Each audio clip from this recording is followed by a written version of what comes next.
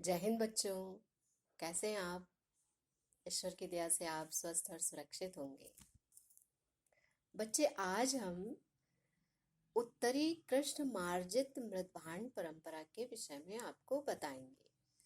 उत्तरी कृष्ण मार्जित परंपरा NBP, north black polished where, इसके विषय में आज आपको विस्तृत रूप से बताएंगे। उत्तरी कृष्ण मार्जित परंपरा भारतीय परंपरा, विशेषकर उत्तर भारत के पुरातत्व की एक जानी मानी परंपरा है। बहुत ही प्रसिद्ध परंपरा है ये कृष्ण मार्जित परंपरा। मार्टिमर व्हीलर के अनुसार भारत के पुरास्थलों पर यह पात्र परंपरा उसी प्रकार विशिष्ट है जिस प्रकार यूरोपीय महाद्वीप के भूमध्य सागर के तटवर्तीय क्षेत्रों में टेला शिलाटा परंपरा मिली है।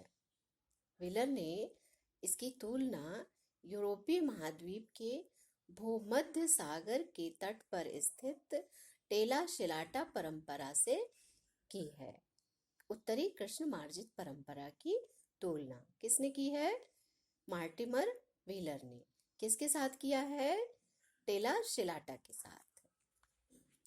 इस प्रकार के पात्र खंड सर्वप्रथम तक्षशिला के उत्खनन से सन 1934 ईस्वी में प्रकाश में आए थे। तक्षशिला जो आधुनिक पाकिस्तान में स्थित है। पाकिस्तान के रावलपिंडी जिले में स्थित तक्षशिला के पुरास्थल पर क्रमागत रूप से 3 टीले मिले, जिन्हें भीर टीला, सिरकप टीला तथा सिरसुख टीला कहा गया। कौन कौन से टीले? 3 टीले मिले, भीर टीला, सिरकप टीला तथा सिरसुख टीला मिला।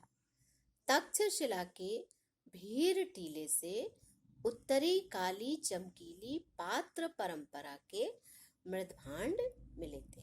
कहाँ से मिले उत्तरी काली चमकीली मृदभांड परंपरा? उत्तरी काली चमकीली मृदभांड परंपरा तक्षशिला के भीर टीले से मिले। यहाँ से जो मृदभांड मिले उन पर काली चमकीली पॉलिश थी, उसी के वजह से इसका नाम काली चमकीली मृदभांड परंपरा दिया गया या उत्तरी कृष्ण मार्जित परंपरा कहा गया। अब इसका नामकरण देख लीजिए। यह एक संयोग की बात है कि आरंभ में उत्तरी भारत के जितने पुरास्थल इस तरह के पात्रखंड प्राप्त हुए, जहाँ जहाँ से जिन पुरास्थलों से कृष्ण मार्जित परंपरा के पात्रखंड प्राप्त हुए, वे अधिकांशतः काले रंग के ही थे। कालांतर में आगे चल करके पूर्वी, दक्षिणी व पश्चिमी भारत तथा पाकिस्तान में भी इसके अवशेष मिले। पाकिस्तान में भी इसके अवशेष मिले तो इसका प्रसार दूर तक हो गया। भौगोलिक प्रसार की दृष्टि से यह पात्र परंपरा अफगानिस्तान, पाकिस्तान, भारत व बांग्लादेश के एक विस्तृत भूभाग तक फैली हुई है। इसका विस्तार क्षेत्र बांग्लादेश, अफगानिस्तान और भारत, पाकिस्तान तक फैली हुई है। उत्तर पश्चिम में इस तरह के पात्रखंड बेग्राम अफगानिस्तान में स्थित है, बेग्राम नामक स्थान, तक्षशिला जो पाकिस्तान में स्थित है, जरसद्दा वो भी पाकिस्तान में है, उदयग्राम ये भी पाकिस्तान में है। इन स्थलों से इस प्रकार के पुरावशेष प्राप्त हुए। उत्तर में इस प्रकार के ठीकरे नेपाल की तराई क्षेत्र में स्थित तिलौरा कोट से प्राप्त हुए हैं। कहाँ से प्राप्त हुए? तिलौरा कोट, नेपाल के तराई क्षेत्र में तिलौरा कोट से प्राप्त हुए हैं। पश्चिम भारत में गुजरात प्रांत के अंतर्गत अरब सागर के तट पर स्थित प्रभास पाटन इसकी पश्चिमी सीमा निर्धारित करता है, प्रभास पाटन से प्राप्त हुई है। महाराष्ट्र में नासिक तथा बहाल इसके दो प्रमुख पुरास्थल हैं। दक्षिण भारत में इस प्रकार के पात्र खंड नागार्जुन कोंडा से प्राप्त हुए हैं। इस प्रकार सुदूर दक्षिण भारत को छोड़कर उत्तरी काली चमकीली पात्र परंपरा का अधिकांश गंगा के मैदान तथा उसके समीपवर्ती क्षेत्रों से ही मिलता है। गंगा के मैदानी तथा उसके समीपवर्ती जितने भी भाग हैं वहां से उत्तरी कृष्ण मार्जित परंपरा के पुरावशेष प्राप्त होते हैं।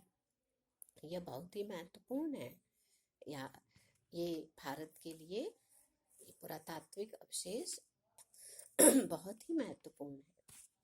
अब यहाँ से जो पात्र प्रकार मिले हैं वो किस प्रकार के हैं, क्या क्या मिला है?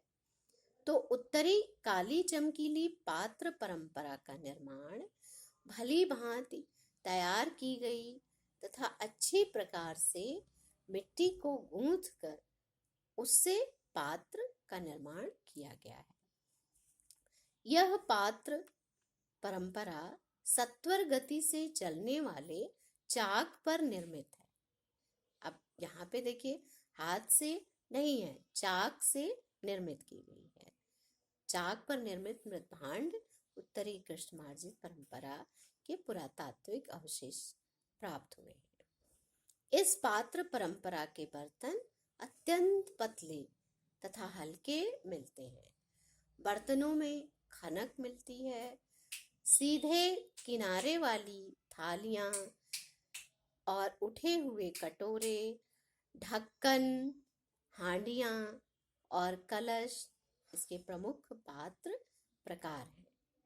कौन कौन से पात्र मिले हैं? थालियां, ढक्कन, हांडियां और कलश इसके प्रमुख पात्र प्रकार हैं। और यहाँ से जो पात्र मृद्भांड मिले हैं वो बहुत हल्के और पतले हैं और उनमें खनक है। अब इस पर क्या चित्रण बनाया गया है, क्या डिजाइन बनाई गई है? उत्तर प्रदेश के हस्तिनापुर, कौशाम्बी, श्रावस्ती तथा महाराष्ट्र के पुरास्थलों से उत्तरी कृष्ण मार्जित परंपरा के ऐसे नमूने प्राप्त हुए जिन पर चित्रकारी मिलती है। प्रमुख अलंकरण अभिप्रायों में पट्टी अथवा धारियां, बिंदु समूह, रेखाएं, वृत्त और लहरिया आदि अंकित है। अलंकरण काली, गुलाबी, गहरी भूरी तथा बादामी सतह पर मिलते हैं। इन चित्रणों के अतिरिक्त कुछ पात्र खंडों, विशेषकर थाली एवं कलशों के अंदर वृत्त, बिंदु समूह, चक्र तथा वृषभ, सिंह आदि की ठप्पा लगाकर डिजाइन बनाई गई है। देखिए, ठप्पा शब्द पहली बार आया है पुरातत्व में यहाँ, और ये कृष्ण मार्जित परंपरा में ही आया है कि वो अब कृष्ण मार्जित परंपरा में ठप्पा लगाकर डिजाइन बनाने लगे थे। और बहुत सारे अलंकरण समूह बने जिसमें वृत्त समूह और चक्र, रेखाएं और वृषभ आदि के अलंकरण बनाए गए मृद्भांडों पर। बहुत महत्वपूर्ण है। अब सभ्यता आगे कैसे बढ़ रही है आप धीरे धीरे इसी से अनुमान लगाते जाइए और अध्ययन करते जाइए। ठीक है। अब इसका कालानुक्रम क्या रहा?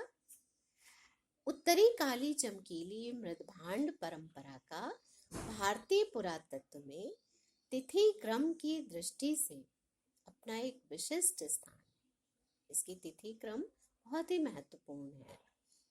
जब तिथि निर्धारण की रेडियो कार्बन प्रणाली प्रचलित नहीं थी, तब उत्तरी भारत की विभिन्न पुरातात्विक संस्कृतियों की तिथि क्रम इसी पात्र परंपरा के आधार पर निश्चित होता था। ये बहुत महत्वपूर्ण बात है कि जब रेडियो कार्बन प्रणाली विकसित नहीं हुई थी, तब इसी पात्र परंपरा यानी उत्तरी कृष्णमार्जित पात्र परंपरा के आधार पर ही मृत भांडों का तिथि क्रम निर्धारित किया जाता था। ये बहुत महत्वपूर्ण है। अब स्तरीकरण, इसके साथ थोड़ा सा स्तरीकरण भी समझ लीजिए। पुरातात्विक दृष्टि से तक्षशिला, हस्तिनापुर, कौशाम्बी, श्रावस्ती के उत्खननों के आधार पर उत्तरी काली चमकीली पात्र परंपरा के तिथि क्रम को सुदृढ़ आधार मिला। तक्षशिला के उत्खनन से इस पात्र परंपरा के लगभग 22 पात्र खंड उपलब्ध हुए थे, जिनमें से 18 भीर के टीले से प्राप्त हुए थे। इनमें से 17 पात्र खंड उस स्तर के नीचे के स्तरों से प्राप्त हुए थे जिससे सिकंदर के आक्रमण की तिथि क्या है? 326 ईसा पूर्व। वहां से इसके 17 पात्र खंड मिले थे। इस प्रकार तक्षशिला के भीर टीले के उस स्तर की तिथि जिससे सिकंदर के सिक्के मिले थे, 4वीं शताब्दी उत्तरार्ध मानी जा सकती है, क्योंकि सिकंदर के सिक्के मिले और उसके आक्रमण की तिथि तो निर्धारित है, निश्चित है, 326 ईसा पूर्व। तो वहां से 17 पात्र खंड मिले हैं, तो उसके आधार पर इसकी जो स्तरीकरण की तिथि निश्चित की गई है वो 4वीं शताब्दी का उत्तरार्ध माना गया है। ठीक, इस प्रकार आपने आज उत्तरी कृष्णमार्जित परंपरा के विषय में जानकारी प्राप्त की। आशा है आपको समझ आई होगी। अब आज के लिए इतना ही, फिर मिलते हैं। अपना ख्याल रखिए, स्वस्थ रहिए, सुरक्षित रहिए। धन्यवाद।